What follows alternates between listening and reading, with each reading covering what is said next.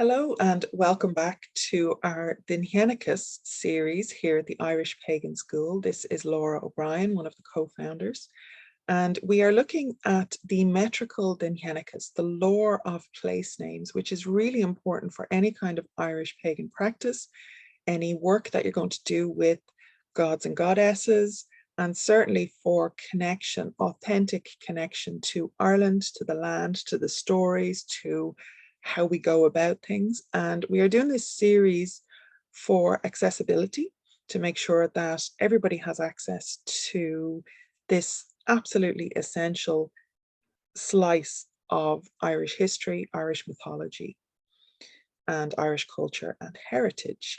So if you're confused about what's going on, go back to the first video in this series, which is the introduction to the Dinnshenchas, and it shows you how to find all this and where we're basing it from. We will have links below as well.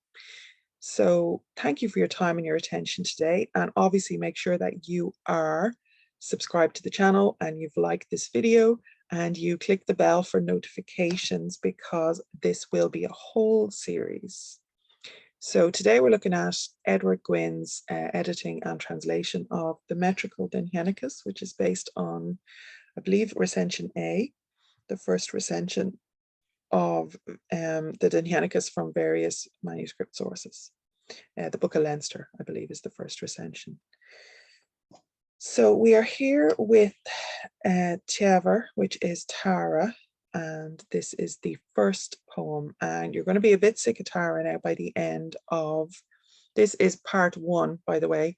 There are 5 volumes in the metrical Dinnshenchas collection, and there are multiple poems within, or multiple verses or prose parts or whatever within the sections. So we're going to be going through them piece by piece. So poem 1. Teamhair Breg, whence is it named? Declare, O sages, when did it separate from the countryside? When did Teamhair become Teamhair? Was it under Partholon of the battles, or at the first conquest by Caesar, or under Nemet of the fresh valour, or under Kigal of the knocking knees? Was it under the fair bullocks of the boats, or from the line of the lupercans?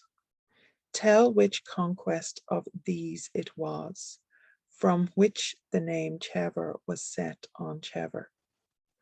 O Dovan, O generous Fincha, O Bran, O quick Cuala, O Tuan, ye devout 5, what is the cause whence Teamhair is named? There was a time when it was a pleasant hazel wood, in the days of the noble son of Ulcan, until the tangled wood was cut down by Leah, son of Lagna Lehengloss. Thenceforward it was called Drumleth. Its corn was rich corn, until there came Cain free from sorrow, the son of Fechu Kenfidon. Thenceforward it was called Drumcain, the hill whither chieftains used to go, until Crowind the chaste came, the daughter of the all-famous Allard. Cahar Crowind 'twas not amiss, was its name under the Tua de Danann, till there came Te, never unjust, the wife of Eramon lofty of Mien. Round her house was built a rampart by Te, daughter of Lurig. She was buried beyond the wall without, so that from her is Teamhair named. The seat of the kings was its name. The kingly line of the Milesians reigned in it.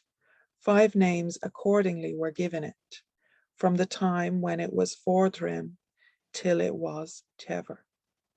I am Fintan the poet. I am a salmon, not of one stream. It is there I was exalted with fame, on the sod-built stead over Teamhair.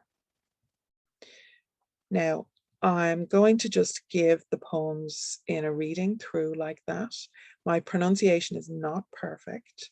I am dealing with Middle Irish here and I speak Modern Irish, so my pronunciation is definitely not perfect and I'm Not going to spend the entire series apologizing for that, so just get over it. But it is helpful, hopefully, to people who are not familiar at all with even modern Irish. So we'll do our best.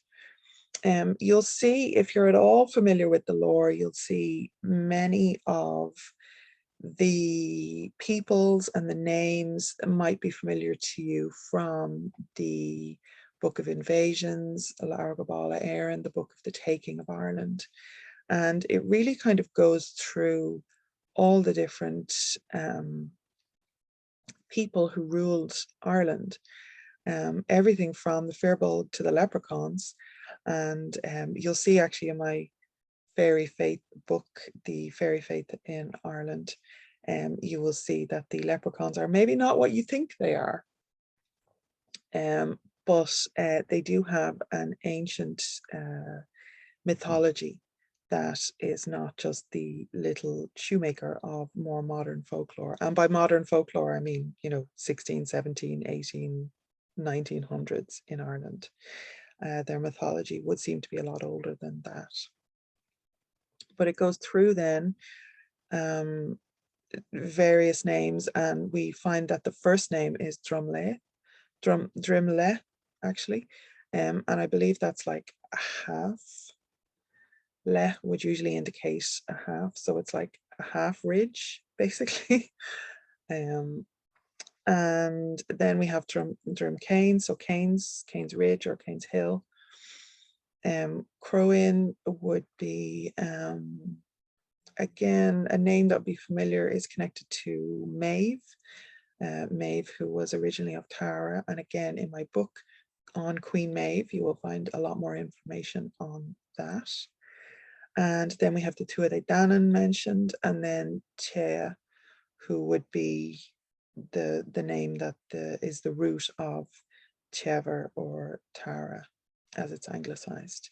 And then at the end, then we have Fintan the poet, who is the narrator of this. And I love that last line: I am a salmon, not of one stream. It is there I was exalted with fame, on the sod-built stead over Tever. So there's a personal connection there from Fintan the poet. And again, anybody who's familiar with the lore would know that Fintan or Finn or Finnegas or Fionn, or all of these variations on that theme would be representative of a kind of an archetypal old wise man, a sage, a hermit, a mystic.